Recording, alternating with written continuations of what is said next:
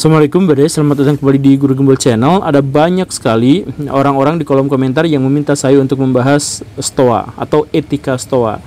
Saya sebenarnya enggan untuk mengabulkan permintaan ini, request ini, karena sebenarnya banyak sekali orang-orang yang sudah membahasnya. Dan kalau saya membahas apa yang sudah dibahas oleh orang lain, tentu saja itu menjadi terkesan latah gitu.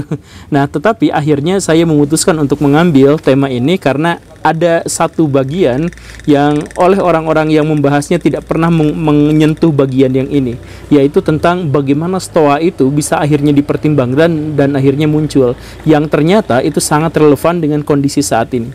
Bagaimana ceritanya? Ayo kita mulai.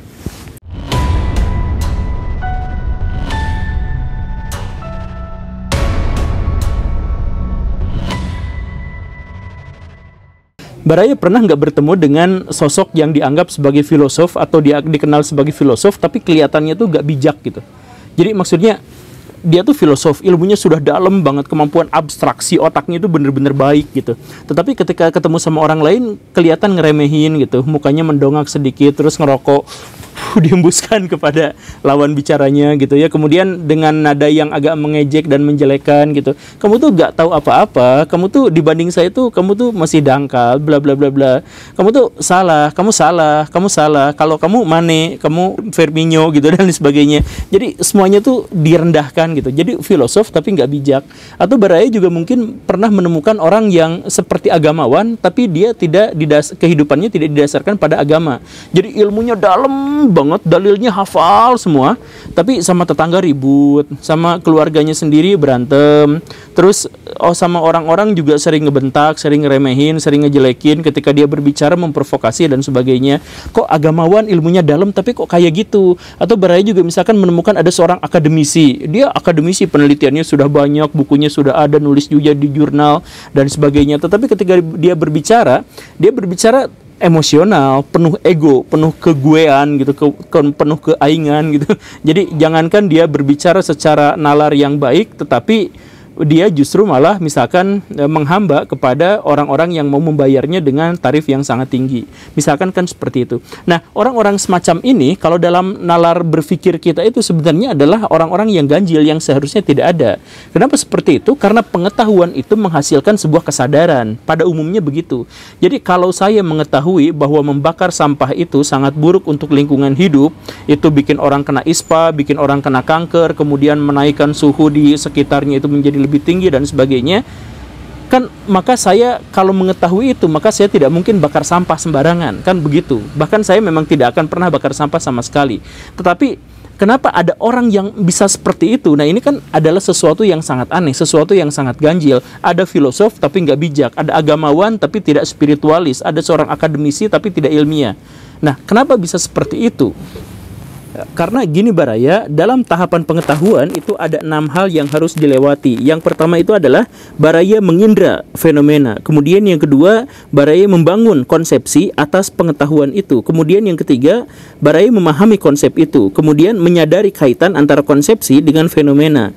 Lalu ada internalisasi ilmu pengetahuan ke dalam diri. Dan yang terakhir itu adalah identifikasi jati diri. Itu ada 6 tahapan seperti itu. Maksudnya kalau Baraya mengetahui, itu pengetahuan itu tidak hanya cukup di situ, tapi pengetahuan itu menghasilkan konsekuensi dan berkelanjutan, begitu. Nah, tetapi ada orang-orang tertentu atau kebanyakan orang-orang tertentu itu sebenarnya tidak bisa menaiki anak tangga yang 6 tadi itu. Ketika dia sudah mengetahui, dia tidak bisa memahami dengan fenomena dan konteksnya misalkan, atau setelah dia mengetahui dan sudah memahami tapi tidak masuk ke dalam dirinya, atau internalisasi dalam dirinya itu gagal, atau dia sudah masuk ke dalam tahapan internalisasi tetapi dia gagal untuk mengidentifikasi dirinya dan sebagainya.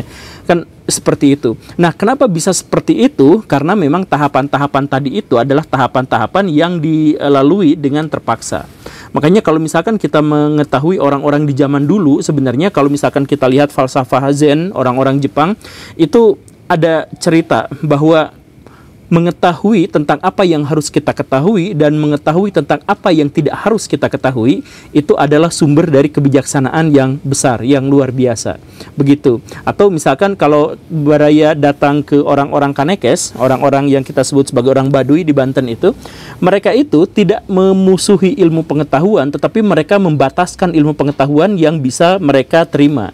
Kenapa seperti itu? Karena bagi mereka, ilmu pengetahuan itu bisa saja merusak diri dan alam. Dan kalau sudah seperti itu, maka ilmu pengetahuan itu justru akan menjauhkan manusia dari kebahagiaan. Kan kehidupan manusia itu menjadi bahagia kalau dia menjadi alamiah. Dan menjadi alamiah itu adalah dia selaras dengan alam. Kalau kita mengetahui sesuatu atau memecahkan misteri-misteri tertentu di alam, kemudian kita akhirnya mengeksplorasi alam dengan pengetahuan itu, dan akhirnya alamnya hancur demi kepentingan ekonomi kita misalkan, maka kita akan dijauhkan dari kebahagiaan. Kan seperti itu. Atau misalkan para sahabat Nabi, kalau untuk orang-orang yang Islam itu, para sahabat Nabi itu sebenarnya adalah orang-orang yang sangat membatasi hafalan Quran dan hadis mereka. Jadi gak sama seperti sekarang semua Al-Quran itu dihafal. Enggak, mereka itu kalau misalkan hafal satu ayat, mereka harus komitmen pada ayat itu sampai mereka yakin bahwa mereka bisa mengamalkannya. Sebelum mereka yakin bisa mengamalkannya, mereka tidak akan minta ayat baru untuk dihafalkan. Begitu. Makanya sahabat-sahabat utama yang Baraya kenal, misalkan seperti Abu Bakar dan Umar, itu gak hafal Quran. Dan hadis pun sekitaran 300 sampai 500 hadis saja yang mereka bisa kumpulkan, yang mereka ketahui. Sisanya mereka nggak tahu apa-apa. Kenapa? Karena sedikit yang mereka ketahui, yang paling penting adalah mereka mampu memasukkan pengetahuan itu, internalisasi ke dalam dirinya, dan kemudian mengidentifikasi diri. Jadi si dirinya itu sudah bersatu dengan pengetahuannya, sudah bersatu dengan dalilnya. Begitu. Jadi mereka itu menjadi dalil-dalil berjalan, yang kehidupannya itu adalah kehidupan seperti yang tertera dalam dalil itu. Begitu. Jadi bukan hanya dihafal. Kalau dihafal saja itu bahaya. Kalau dihafal hanya di mulut saja itu kan bahaya sebenarnya. Maka bisa disimpulkan dalam hal ini, orang-orang yang tadi disebutkan di awal itu adalah orang-orang yang tekataekan, kata orang Sunda. Maksudnya mereka itu berusaha untuk menggapai sesuatu yang tidak mampu mereka raih. Jadi ketika ada seorang yang tidak ikhlas tapi pengen jadi agamawan, maka dia bisa jadi agamawan, tapi agamawan yang tidak bisa menginternalisasikan ilmu pengetahuan ke dalam dirinya. Ada seorang yang pengen jadi filosof padahal otaknya tidak memadai untuk itu, maka ketika pun dia menjadi filosof, dia menjadi sangat tidak bijaksana. Dia hafal pengetahuannya, dia hafal dialektikanya, dia hafal silogismenya dan sebagainya, tapi ketemu sama orang lain, lu nggak ngerti apa-apa dibandingkan gua, sambil mengadak seperti itu. Nah itu kan sebenarnya adalah orang yang sudah memahami filsafat tapi tidak bisa menginternalisasikan ke dalam dirinya, kan seperti itu. Nah, kenapa ada orang-orang yang seperti itu? Kan pertanyaannya begitu ya. Kenapa ada orang-orang yang seperti itu? Ini bermula dari, atau sebenarnya ini sudah terjadi sejak zaman Yunani kuno. Jadi di zaman Yunani kuno itu adalah seorang filosof yang sangat luar biasa, sangat pintar, dan pintarnya itu asli, namanya Sokrates. Saking pintarnya, dia sampai mengatakan bahwa satu-satunya hal yang saya ketahui itu adalah bahwa saya tidak mengetahui apa-apa. Nah, kalau filosof asli itu bilangnya gitu. Kalau filosof palsu, saya mengetahui segala sesuatu, bahkan yang kamu tidak ketahui sekalipun. Kan begitu ya. Nah, saking pinternya si filosof ini, si Sokrates ini, banyak emak-emak yang datang kepadanya bawa anak. Si mama itu ngomong, Pak Sokrates tolonglah, Bapak tuh pintarnya luar biasa, hebatnya luar biasa, bijaknya udah nggak ketulungan. Saya minta Bapak dirikan sekolah, ini anak saya mau gabung ke sekolah Bapak, biar anak saya itu jadi pintar kayak Bapak, gitu ya. Nah itu emak-emak yang minta ke dia itu banyak seperti itu. Sokrates bilang, jangan kayak gitu atuh ibu, kalau misalkan semuanya jadi pintar kayak saya, kalaupun mau saya disebut pintar gitu, kalau semuanya anak-anak jadi pintar kayak saya, nanti yang jadi tentara siapa? Yang jadi petani siapa? Yang jadi netizen toksik siapa? Yang jadi gamers cabul siapa? Kan nggak ada. Jadi biarkan setiap orang itu berjalan sesuai dengan bakat minatnya masing-masing. Saya ini kelihatan bijak, tapi sampai sekarang saya gagal untuk membangun relasi politik. Kata orang saya pintar, tapi sampai sekarang dengan istri saya sendiri pun saya belum bisa membahagiakan. Jadi sok aja Bu, jalani aja kehidupan anak-anak ibu itu dengan sebaik-baiknya. Ambil bakatnya masing-masing, tapi jangan jadikan dia seperti orang lain. Ah, si bapak mah sok tahu pisan, ini anak saya teh bisa jadi filosof. Nah, ketika Sokrates menolak itu, akhirnya si emak-emak yang tadi itu cari filosof lain yang mau mengajarinya si anak agar menjadi filosof. Begitu ceritanya. Nah, emang apa masalahnya di sini? Masalahnya adalah pada akhirnya orang-orang berkembang tidak secara alamiah. Seperti yang dijelaskan tadi, ada orang yang sebenarnya jago manah, tapi dia dipaksa untuk belajar filsafat. Akhirnya ketika pun dia mampu, ahli, hebat dalam rumusan-rumusan filsafat, dia tetap tidak menjadi orang yang bijaksana. Ada orang yang senang sekali seni, tapi dipaksa belajar matematika. Akhirnya apa? Akhirnya kalaupun dia mampu mengetahui dan memahami rumus-rumus matematika, hidupnya tidak teratur, hidupnya tidak terhitungkan, hidupnya tidak terencana dan sebagainya. Ada orang yang sebenarnya itu jago banget angkat besi, jago tinju, tapi dipaksa untuk belajar ilmu sosial. Akhirnya apa? Ketika pun dia belajar ilmu sosial, dia nilainya tinggi, tapi dia gagal bersosialisasi dengan orang lain, gagal membangun relasi yang baik, gagal memenuhi kebutuhan sosial dari teman-temannya dan sebagainya. Kan banyak yang seperti itu. Dan kita mengetahui seperti yang tadi itu, ada filosof tapi nggak bijak, ada seorang akademisi tapi nggak ilmiah. Akhirnya dari sini penderitaan merajalela di mana-mana, karena otak yang cerdas itu ternyata tidak bisa disesuaikan dengan apa yang dia butuhkan. Kan begitu awal mulanya itu. Jadi ada orang pinter, tetapi ketika dia jadi pejabat, dia korup. Ketika dia jadi pendeta, misalkan dia malah ngumpulin perpuluhan, sibuk-sibuk. Ketika dia misalkan jadi ustadz, dia malah sibuk nyari-nyari istri kedua, istri ketiga, dan sebagainya. Ketika dia misalkan jadi orang tua, pikirannya masih bocil gitu. Jadi status tidak sama dengan peran, perilaku mengkhianati pengetahuan. Begitu. Nah, karena itu muncullah filsafat Stoa. Jadi filsafat Stoa itu sebenarnya muncul dari sebuah kesadaran besar. Jadi premis awalnya itu sebenarnya dari Tuhan. Jadi kepercayaan bahwa alam semesta ini ada yang mengaturnya dalam kesempurnaan yang sangat luar biasa, dalam ketatateraturan yang luar biasa. Sedemikian sehingga ketika kita pun misalkan melihat ada kekacauan, maka kekacauan itu juga sebenarnya adalah bagian dari keteraturan itu. Jadi ketika misalkan kita melihat kejahatan, ketika kita melihat perang yang tidak berkesudahan dan sebagainya, yang nampaknya sangat sporadis dan acak-acakan, dalam pandangan Stoa justru itulah yang menjadi bagian dari keteraturan semesta ini. Kan seperti itu. Nah, karena segala sesuatu itu sebenarnya teratur dan terstruktur dan memang sudah sepertinya kondisinya seperti itu secara alamiah, maka yang harus kita lakukan adalah kita menjadi orang-orang yang menjalankan peran sesuai dengan status kita. Kalau Baraya nggak sanggup berfilsafat, ya nggak apa-apa, jangan paksakan Baraya menjadi filosof. Kan seperti itu. Kalau misalkan Baraya seneng main tinju, ya jadilah petinju. Kalau Baraya seneng ngomong, ya jadilah pembicara.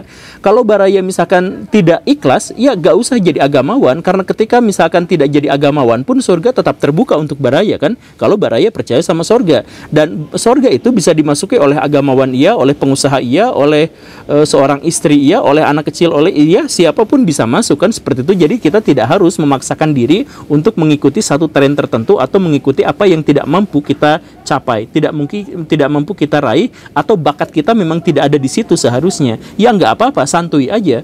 Tapi kan saya pengen bisa menjadi orang yang mencerahkan, menginspirasi. Menjadi orang yang mencerahkan itu tidak harus menjadi filosof atau menjadi akademisi. Muhammad Ali itu jadi petinju, tetapi ketika dia bermain tinju, dia menunjukkan kepada dunia bagaimana sikap yang seharusnya atas perdamaian dunia. Kan seperti itu. Ada juga orang-orang yang bisa memberikan pencerahan atau penghiburan kepada manusia bahkan tanpa dia berbicara sama sekali. Charlie Chaplin, Mr. Bean, atau Habil Lame yang sekarang itu kan adalah komedian-komedian yang membuat orang lain tertawa bahkan ketika mereka tidak berbicara. Artinya ketika kita harus menyampaikan satu pesan tertentu, gak harus kita jadi jago berbicara, kan seperti itu. Ketika kita harus ingin memberikan pencerahan, gak usah juga kita menjadi seorang akademisi. Yang paling penting peranan kita apa, kita ambil di situ, kemudian kita fokus di situ dan menjadi yang terbaik di bidang itu. Kan selesai di situ. Jadi kita nggak usah membebani akal pikiran kita dengan apa yang tidak mampu kita raih. Kita raih saja apa yang bisa kita raih dan jangan pernah mengkhianati peran dari status yang kita miliki.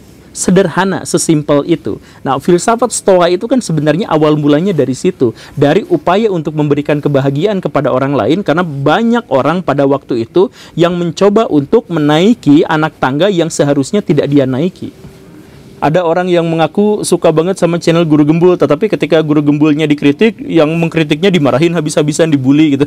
Ya kan nggak harus seperti itu. Ketika Baraya harus berhadapan dengan sesuatu secara logis, ya Baraya harus menjadi orang yang logis. Ketika Baraya harus menikmati sesuatu secara emosional, ya menjadi emosional juga nggak jadi masalah, kan seperti itu. Jadi santuy aja. Ketika Baraya memiliki status tertentu, maka jalankan perannya sebagaimana statusnya itu. Itulah tanggung jawab kehidupan Baraya. Gak usah berpikir tentang tanggung jawab yang lain. Ketika Baraya ingin misalkan menjadi bijaksana, Baraya tidak harus menjadi filosof. Baraya cukup melihat atau mengikuti orang-orang bijak, dan Baraya selesai sampai di situ. Baraya juga bisa menikmati kebijaksanaan itu.